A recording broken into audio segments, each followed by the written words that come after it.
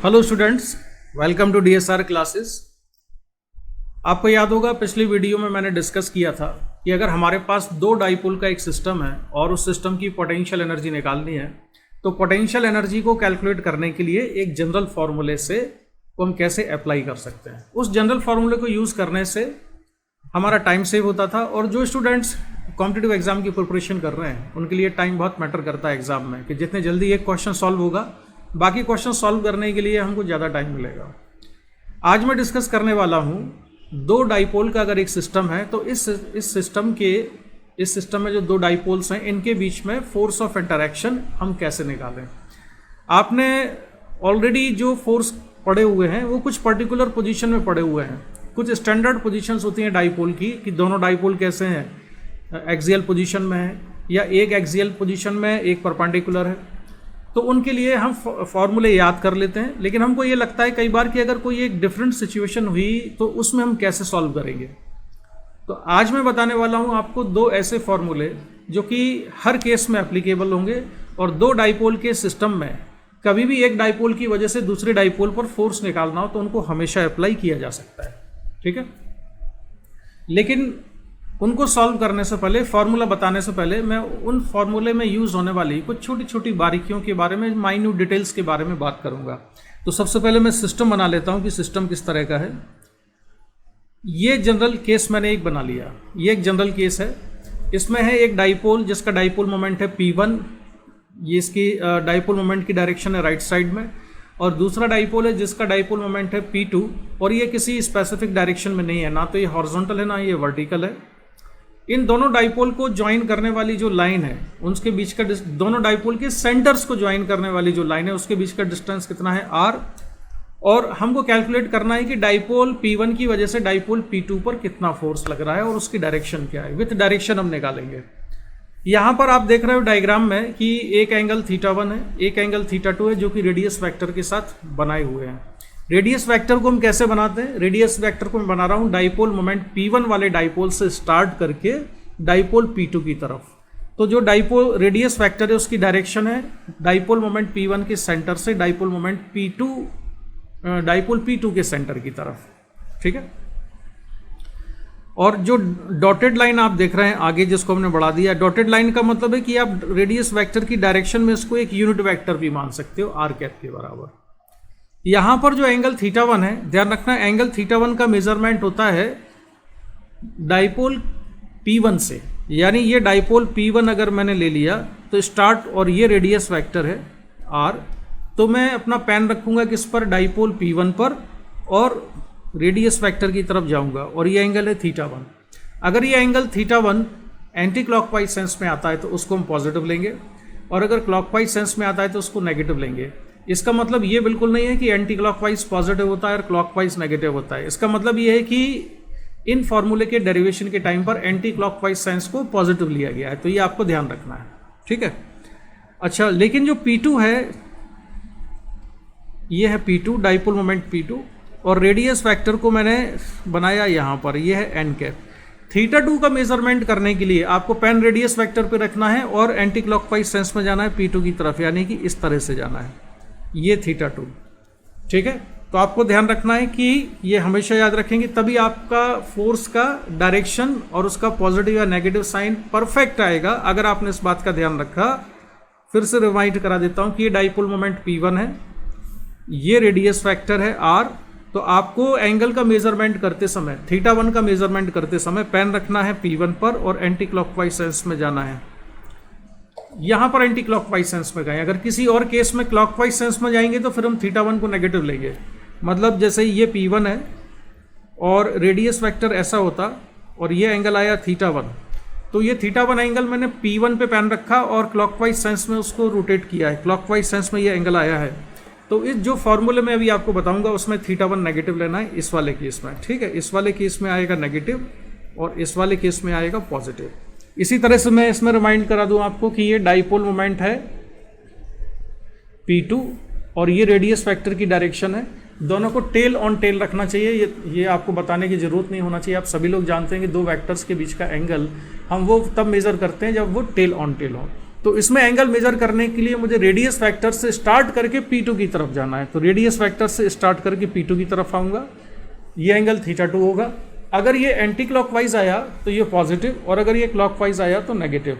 जैसे मान लो कि ये P2 है और रेडियस वेक्टर इधर आता है R, तो रेडियस वेक्टर से स्टार्ट करके मैं P2 की तरफ गया तो ये θ2 एंटी क्लॉकवाइज कैसा होगा, पॉजिटिव। लेकिन अगर P2 यहाँ पर है और रेडियस वेक्टर इधर है, तो रेडियस वेक्टर से स्टार्ट करके मैं P2 की तरफ अगर आता हूँ तो अब θ2 का मेज़रमेंट जब मैंने किया तो θ2 का मेज़रमेंट किया तो ये सेंस ऑफ रोटेशन कैसा है, क्लॉकवाइज है। तो इसको मैं लूँगा नेगेटिव। इसका मतलब मैं फिर बता दूँ, ऐसा नहीं है कि एंटी क्लॉकवाइज पॉजिटिव होता है या क्लॉकवाइज नेगेटिव होता है। यहाँ पर जो मैं फॉर्मूले बताने वाला हूँ, इन फॉर्मूले के डेरिवेशन में एंटी क्लॉकवाइज सेंस को पॉजिटिव लिया गया है। तो ये तो बात हो गई θ1 और θ2 की। अब मैं बात करता हूँ कि इलेक्ट्रिक फील्ड डाइपोल की वजह से या फोर्स डाइपोल की वजह से इस केस में दो कंपोनेंट आएंगे उस फोर्स के जो दो कंपोनेंट होंगे, एक कंपोनेंट होगा रेडियस वेक्टर के अलॉन्ग और दूसरा होगा फोर्स का कंपोनेंट रेडियस वेक्टर के परपेंडिकुलर।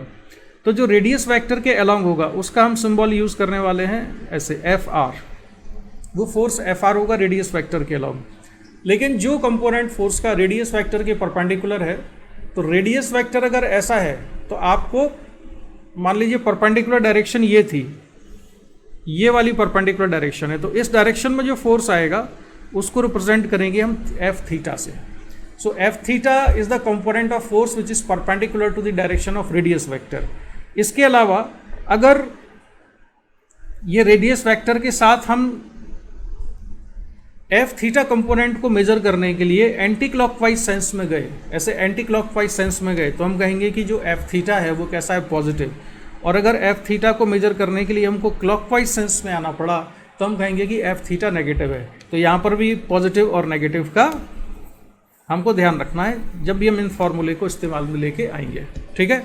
तो एक बहुत ही जनरल केस हम डिस्कस करने वाले हैं जिसमें एंगल θ1 कुछ भी हो सकता है, θ2 भी कुछ भी हो सकता है, ये कोई स्पेसिफिक केस नहीं है। ये फॉर्मूले बताने के बाद मैं कुछ एग्जांपल दूंगा और आपको बताऊंगा कि इनको अप्लाई कैसे करना है दोनों फॉर्मूले को। तो जो पहला कंपोनेंट है फोर्स का वो है FR equal to -3K P1 P2 upon R⁴ into 2 cos θ1 cos θ2 plus sin θ1 sin θ2 R cap. इसमें नेगेटिव साइन है, बाहर ध्यान रखना। और ये जो R कैप है ये रेडियस वेक्टर की डायरेक्शन में यूनिट वेक्टर है। दूसरा फॉर्मूला है Fθ equals to 3K P1 P2 upon R⁴ sin θ2 minus sin θ1 theta cap. और थीटा कैप क्या है, इनके सिंबल देख के डरना मत। थीटा कैप है unit vector along the direction of force, और ये थीटा कैप कैसा है, रेडियस वेक्टर की परपेंडिकुलर है। अगर थीटा कैप को निकालने के लिए जो Fθ आया है उसमें हम एंटी क्लॉकवाइज अगर जाएंगे तो हम इसको पॉजिटिव लेंगे, अगर क्लॉकवाइज आए होंगे तो नेगेटिव हो जाता है। फॉर्मूले में वैल्यूज रखने के बाद θ1 और θ2 की आपको जो आंसर मिलेगा वो विथ साइन मिलेगा, प्रॉपर साइन के साथ आएगा। अगर फोर्स नेगेटिव आता है, सॉल्व करने के बाद अगर फोर्स नेगेटिव आता है, इसका मतलब है कि दोनों डाइपोल्स के बीच में जो फोर्स है वो कैसा है, अट्रैक्टिव फोर्स लग रहा है। दोनों को सॉल्व करने के बाद अगर फोर्स पॉजिटिव आता है, इसका मतलब है दोनों के बीच में जो फोर्स लग रहा है वो फोर्स कैसा है, रिपल्सिव फोर्स है, ठीक है। तो आगे बढ़ते हैं हम इसके डिस्कशन में। कुछ मैं एग्जांपल ले लेता हूँ और ये भी आप याद रखेंगे कि θ1 is measured with the direction of dipole moment of P1 and θ2 is measured with the direction of radius vector, ठीक है। इसको मैंने काफ़ी डिस्कस कर दिया है। चलिए अब हम बढ़ जाते हैं कुछ एग्जाम्पल की तरफ। तो अब हम लेते हैं कुछ एग्जाम्पल और वो बताएगा कि इन एग्जाम्पल से हमको पता चलेगा कि इन दोनों फॉर्मूले को किस तरह से इस्तेमाल करना है। तो पहला वाला केस है मेरे पास, इसमें दो डाइपोल आप देख रहे हो और दोनों डाइपोल की डायरेक्शन डायग्राम में दिखाई हुई है। अब इसमें θ1 और θ2 किस तरह से लेना है ये सबसे इंपॉर्टेंट होगा। तो दोनों डाइपोल के बीच में जो डिस्टेंस है सेंटर के बीच में, वो डिस्टेंस गिवन है r की इक्वल, ठीक है। दोनों के बीच का डिस्टेंस r है।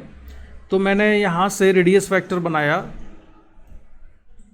ये रेडियस वेक्टर मैंने बनाया, ये रेडियस वेक्टर है, थोड़ा कलर चेंज कर दें इंक का, साफ साफ दिखे आपको। तो ये रेडियस वेक्टर मैं बना रहा हूँ इधर, और ये रेडियस वेक्टर से की हेल्प से मुझे θ1 और θ2 मेजर करना है। तो मैंने आपको बताया था कि θ1 को मेजर करते समय हमको एंगल का मेजरमेंट स्टार्ट कहाँ से करना होता है, P1 से। तो ये तो है P1 और इधर होगा R। खैर एनीवे कैसे भी मेजर करो, यहाँ पर θ1 कितना आएगा, 0 डिग्री आएगा, और θ2 भी 0 डिग्री आएगा, तो इसलिए इसमें ज़्यादा कुछ प्रॉब्लम है नहीं। θ1 0, θ2 इक्वल टू 0। अगर θ1 और θ2 दोनों 0 हैं तो जो FR है ये कितना हो जाएगा, FR equals to -3 K P1 P2 upon R to the power 4 into 2 cos θ1 यानी 2 cos 0 इंटू cos 0 प्लस ये 0 हो जाएगा क्योंकि साइन 0 डिग्री 0 होता है, इंटू R कैप। इसको हमने सिंप्लीफाई किया तो FR equal to -6 K P1 P2 upon R to the power 4 into R cap. अब जो फोर्स आ रहा है ये R कैप की अपोजिट डायरेक्शन में आ रहा है। नेगेटिव साइन का मतलब क्या हुआ कि R कैप की अपोजिट डायरेक्शन में है, यानी कि रेडियस वेक्टर की डायरेक्शन की अपोजिट डायरेक्शन में, तो फोर्स कैसा होगा, अट्रैक्टिव होगा। और ये फोर्स कैलकुलेट किया है मैंने P1 की वजह से P2 पर, तो इस पर जो फोर्स लग रहा है ये R कैप की अपोजिट डायरेक्शन में, यानी कि FR लेफ्ट साइड में आएगा, तो अट्रैक्टिव फोर्स हुआ। तो इसको मैंने लिख दिया कि ये फोर्स कैसा है, अट्रैक्टिव। अच्छा, एफ थीटा की वैल्यू अगर हमें कैलकुलेट करनी हो तो F theta equals to 3K P1 P2 upon R to the power 4 into sine 0 minus 0 into theta cap. Sine 0 degree 0 होता है तो अल्टीमेटली ये आ जाएगा 0।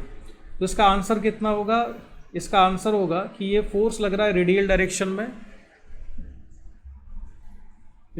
रेडियल मतलब रेडियस वेक्टर की डायरेक्शन में फोर्स लग रहा है, माइनस आर कैप की डायरेक्शन है।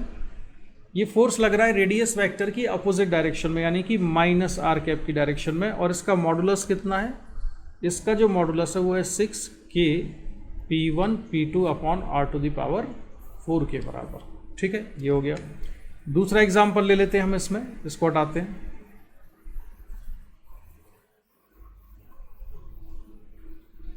कुछ कॉमन केसेस जो कि आपने पहले से पढ़े हुए हैं और उससे आपको आइडिया लग गया कि इसको कैसे अप्लाई करना है। अगर मैं ऐसा करता हूं अब इसमें कि डायरेक्शन कैसा ले लें अब मैं इसको ऐसा रख देता हूं, ये है P2। ठीक है, तो अगर दोनों डाइपोल का ओरिएंटेशन जो आप डायग्राम में देख रहे हो इस तरह से है, तो मैंने यहां से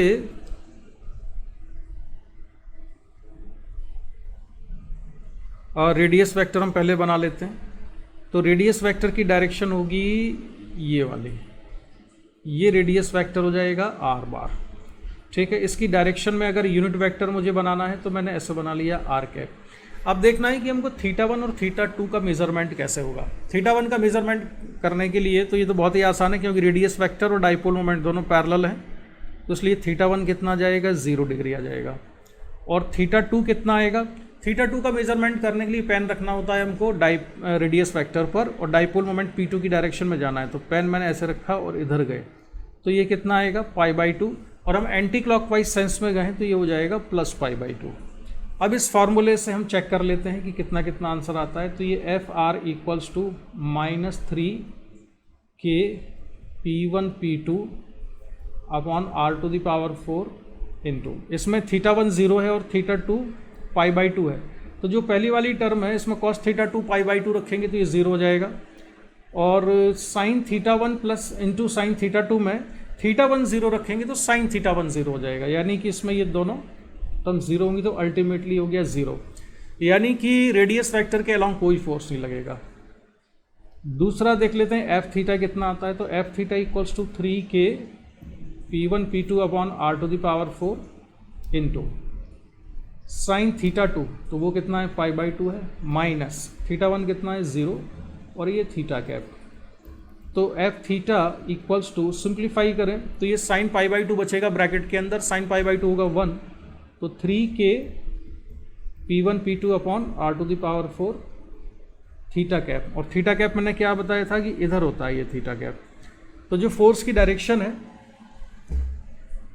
थीटा कैप की डायरेक्शन में है, इन दोनों के बीच में जो फोर्स लग रहा है, और पीछे कुछ ज़रा हाइड हो गया तो मैं अपने आप को हटा लेता हूँ जिससे कि आपको साफ साफ दिखे। तो जो फोर्स लग रहा है वो थीटा कैप की डायरेक्शन में लग रहा है, ठीक है, और रेडियल डायरेक्शन में कोई भी कंपोनेंट फोर्स का नहीं होगा। दूसरा एग्जाम्पल ले लेते हैं, इसको मैं यहाँ से हटाता हूँ और लेते हैं अब हम नेक्स्ट एग्जाम्पल।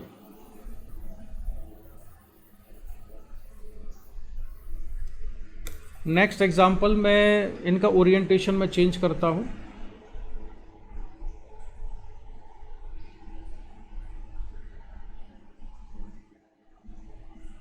अब मैंने इसको रखा इस तरह से, ऐसे टर्न कर दिया है। P2 भी इसमें उल्टा दिख रहा है लेकिन काम चला, उससे कोई दिक्कत नहीं है। ये सेट कर दिया इसको। अब इसमें रेडियस वेक्टर बना लेते हैं कि रेडियस वेक्टर कहाँ पर आएगा, ठीक है। इसमें अब रेडियस वेक्टर बना लेते हैं, तो मैं फिर फोर्स किस पर निकाल रहा हूँ, P1 की वजह से P2 पर निकाल रहा हूँ, ये मान लो आप। तो मैं स्टार्ट करता हूँ P1 के सेंटर से और P2 के सेंटर की तरफ जाता हूँ। तो ये तो हो गया रेडियस वेक्टर R, और इसकी डायरेक्शन में अगर हम यूनिट वेक्टर रखें रेडियस वेक्टर की तो R कैप यहाँ पर है, और ये किसकी डायरेक्शन है, ये P2 की डायरेक्शन है।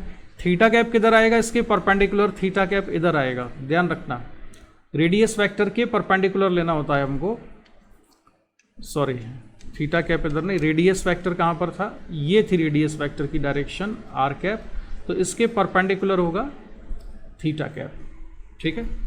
तो ये थीटा कैप की डायरेक्शन होगी यहाँ पर, ये आर कैप की डायरेक्शन है, और P2 और थीटा कैप सेम डायरेक्शन में आपको नजर आ रहे हैं यहाँ पर। एफ आर को कैलकुलेट करते हैं, F R equals to -3K P1 P2 upon R⁴।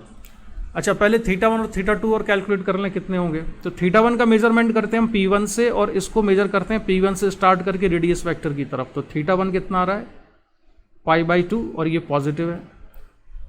और θ2 को मेजर करते हैं रेडियस वेक्टर से स्टार्ट करके P2 की तरफ। तो ये कैसा आ रहा है, π/2, और दोनों ही एंटी क्लॉकवाइज सेंस में आए एंगल, तो दोनों को ही हम पॉजिटिव लेंगे। दोनों एंगल पॉजिटिव हैं, तो जो पहली टर्म है इसकी, इसमें cos θ1 और cos θ2, θ1 θ2 दोनों π/2 हैं, तो ये 0 हो जाएगी। और यहाँ पर sin θ1 यानी sin π/2 और sin π/2, θ2 भी π/2 है, तो 1 हो जाएगा। तो ये बचा 0 + 1 आर कैप, और इसको सिंप्लीफाई करने पर ये आता है -3K P1 P2 upon R⁴ are cap. यानी ये रेडियस वेक्टर की अपोजिट डायरेक्शन में फोर्स है, यानी जो फोर्स लग रहा है ये एफ आर, ये इस डायरेक्शन में लग रहा है, ठीक है। तो ये फोर्स कैसा हुआ, अट्रैक्टिव हुआ। तो ये अट्रैक्टिव फोर्स लग रहा है। इसके बाद एफ थीटा देख लेते हैं कितना आता है। तो इसमें θ2 π/2 है और θ1 भी π/2 है, तो π/2 - π/2 0 होगा, साइन 0 डिग्री 0 हो जाएगा। तो ये एफ थीटा कितना आएगा, 0 के बराबर। तो ये एग्जाम्पल भी हो गया। अगर मान लो दोनों के जो डाइपोल मोमेंट हैं वो सेम डायरेक्शन में होते इसी एग्जाम्पल में, तो कितना आता आंसर, वो भी देख लेते हैं, उसको भी सॉल्व कर लेते हैं। ये काफ़ी यूजफुल फार्मूला है, आप इस फार्मूले से किसी भी ओरिएंटेशन में फोर्स निकाल सकते हैं, और ये भी पता कर सकते हैं कि वो अट्रैक्टिव है या फिर रिपल्सिव फोर्स है। इसका ओरिएंटेशन मैं बदल दूं जरा, तो इसको हम टर्न कर देते हैं। P2 को मैंने रख दिया ऐसे, ठीक। तो ये P2 हो गया। अब देखते हैं, ये है रेडियस वेक्टर, थोड़ा सा रेडियस वेक्टर सीधा बन जाए जरा।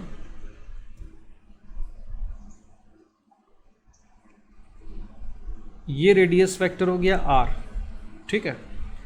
इसको यहाँ से मैं एक्सटेंड कर देता हूँ डॉटेड लाइन से, तो ये है R कैप। और जो थीटा कैप है वो R कैप के परपेंडिकुलर आएगा, तो ये थीटा कैप होगा। और थीटा कैप मैंने कहा कि R कैप के परपेंडिकुलर एंटी क्लॉकवाइज सेंस में हमको जाना है। डाइपोल मोमेंट P2 की डायरेक्शन ये है, ये P2 की डायरेक्शन है, ये P1 की डायरेक्शन है। θ1 मेजर करने के लिए मैं डाइपोल मोमेंट P1 से स्टार्ट करता हूँ और रेडियस वेक्टर पे जाता हूँ, तो यहाँ से स्टार्ट करके यहाँ गए तो ये θ1 एंटी क्लॉकवाइज सेंस में आया है, तो इसको हम लेंगे पॉजिटिव, और ये कितनी आएगी इसकी वैल्यू प्लस π/2, ठीक है। दूसरे वाले केस में क्या होता है कि हमको स्टार्ट करना होता है रेडियस वेक्टर से, और रेडियस वेक्टर से स्टार्ट करके हम P2 की तरफ जाते हैं, तो मैं इधर गया यहाँ पर, ठीक है। तो ये एंगल है तो π/2, लेकिन सेंस कैसा रहा है, एंटी क्लॉकवाइज। ये था एंटी क्लॉकवाइज, और मैंने स्टार्टिंग में ही बता दिया था कि एंटी क्लॉकवाइज सेंस फॉर्मूले को डिराइव करते समय पॉजिटिव लिया गया है, और ये है इसमें क्लॉकवाइज। तो जो क्लॉकवाइज सेंस है उसको नेगेटिव लेना है, तो θ2 जो है, θ2 ये आएगा नेगेटिव, तो इसमें θ1 है प्लस π/2 और θ2 है माइनस π/2। कैलकुलेट करते हैं FR कितना आता है, तो FR इक्वल्स टू, तो θ1 π/2 है, θ2 भी π/2 है, θ2 माइनस π/2 है, तो आप इसमें cos θ में वैल्यू रखेंगे, cos वाले फंक्शन टर्म में जब वैल्यू रखेंगे तो ये दोनों टर्म जीरो हो जाएगी, तो बचेगा क्या यहाँ पर, ये sin θ1 sin θ2 वाली टर्म बचेगी, तो -3 के P1 P2 upon r⁴ into ये ज़ीरो हो गया, प्लस sin π/2 और sin -π/2, तो sin -π/2 माइनस बनाएगा, sin π/2 1 आएगा, तो सिंप्लीफाई करने पर हमको ये मिलता है FR equals to minus plus 3 के P1 P2 अपॉन r⁴। इसको ब्रैकेट को कंप्लीट करो, ये r कैप था और ये r कैप, तो ये जो फोर्स आया यहाँ पे ये पॉजिटिव साइन है, यानी कि जो फोर्स आ रहा है FR ये रेडियस वेक्टर के ही अलोंग आएगा, रेडियस वेक्टर के अलोंग आएगा, यानी कि P2 दूर जाएगा, तो ये फोर्स कैसा है, रिपल्सिव फोर्स लग रहा है, सो फोर्स इज रिपल्सिव हो गया। Fθ के बारे में क्या ख्याल है, जरा इसको देख लेते हैं, तो Fθ होगा 3 के P1 P2 upon r⁴ into sine θ2, तो इसमें θ2 कितना है, माइनस π/2 और माइनस θ1 ये कितना है, ये भी ये प्लस π/2 के बराबर था, θ कैप, तो Fθ इक्वल्स टू, अब देखो इसमें जरा मैं अपने आप को हटा देता हूँ यहाँ से कि आपको देखने लगे, यहाँ पर साइन माइनस π/2 माइनस π/2 है, तो ये माइनस पाई हो जाएगा, और साइन पाई कितना होगा, 0, तो 3 के P1 P2 upon r⁴ into minus sine pi, ये बचेगा थीटा कैप, और साइन पाई 0 होता है तो ये आ जाएगा 0, यानी कि थीटा कैप की डायरेक्शन में कोई भी फोर्स नहीं है। तो आपको ये फॉर्मूला काफ़ी यूज़फुल लगेगा डाइपोल इंटरैक्शन फोर्स निकालने के लिए। और सभी स्टूडेंट्स एक चीज़ जरूर याद रखें कि आप में से कई ऐसे स्टूडेंट्स भी होंगे जो कि बोर्ड का एग्जाम देंगे आने वाले टाइम में, 12th बोर्ड का। तो 12th बोर्ड के एग्जामिनेशन में अगर फोर्स कैलकुलेट करने का कोई क्वेश्चन आता है और सब्जेक्टिव क्वेश्चन आता है जिसमें कि आपको कैलकुलेशन दिखाना है, तो कैलकुलेशन दिखाने के लिए इस फॉर्मूले का यूज नहीं करना है। कैलकुलेशन दिखाने के लिए आपको उन्हीं मेथड को, उसी प्रोसेस को फॉलो करना है जो कि स्कूल के टीचर्स आपको बताते हैं, या किसी दिन हो सकता है मैं भी वो तरीका बताऊं कि आपको कैसे फोर्स निकालना होता है स्कूल के एग्जामिनेशन के लिए, बोर्ड के लिए। आज का जो मेथड है, आज का जो वीडियो है, इसका पर्पस ये है कि आप अपने जेईई के एग्जाम में, नीट के एग्जाम में क्वेश्चंस को जल्दी कैसे सॉल्व कर सकते हो और किसी भी ओरिएंटेशन में इस फॉर्मूले को यूज करके फोर्स निकाल सकते हो। कि डाइपोल किसी भी ओरिएंटेशन में हो, θ1 θ2 की कोई भी वैल्यू हो सकती है, किसी स्पेसिफिक वैल्यू के लिए ये फॉर्मूला नहीं है। लेकिन आपको याद ये रखना है कि θ1 और θ2 और इवन थीटा कैप, सॉरी जो फोर्स का थीटा कैप कंपोनेंट है, इसके कैलकुलेशन के लिए एंटी क्लॉकवाइज सेंस इसमें पॉजिटिव लिया गया है और क्लॉकवाइज सेंस को नेगेटिव लिया गया है। θ1 को मेजरमेंट करने के लिए जो डाइपोल मोमेंट P1 है, वहां से स्टार्ट करके हम रेडियस वेक्टर की तरफ जाते हैं, जबकि θ2 मेजर करने के लिए हम रेडियस वेक्टर से स्टार्ट करके डाइपोल मोमेंट P2 की तरफ जाते हैं। और अगर ऐसा करते समय एंगल एंटी क्लॉकवाइज आते हैं तो उनको हमें पॉजिटिव लेना है, अगर क्लॉकवाइज आते हैं तो नेगेटिव लेना है। ठीक है, अगर फाइनली आपने सॉल्व किया, सॉल्व करने के बाद आंसर नेगेटिव आ रहा है, एफ आर या थीटा, एफ थीटा नेगेटिव आ रहा है, तो फोर्स कैसा होगा, अट्रैक्टिव होगा। और अगर ये सॉल्व करने के बाद अगर ये पॉजिटिव आता है तो फोर्स कैसा होगा, रिपल्सिव होता है। दोनों डाइपोल एक दूसरे को रिपेल करते हैं। हमें ये याद रखना है। स्कूल के सब्जेक्टिव क्वेश्चन जिसमें कि आपको सॉल्यूशन दिखाना होता है, उसके लिए ये वाला तरीका यूज नहीं करना है। ये आपको जे एडवांस, जे मेंस, नीट के लिए यूज करना है, जहां पर कि आपको केवल आंसर निकालना होता है। आपको ये नहीं बताना होता है कि उस आंसर को निकालने के लिए आपने फॉर्मूला या मेथड या प्रोसेस या प्रोसीजर क्या फॉलो किया था। ठीक है, तो आज का वीडियो इतना ही। नेक्स्ट वीडियो मिलते हैं फिर किसी कॉन्सेप्ट के साथ, फिर किसी टॉपिक के साथ, फिर कुछ सॉल्यूशंस के साथ। Bye bye.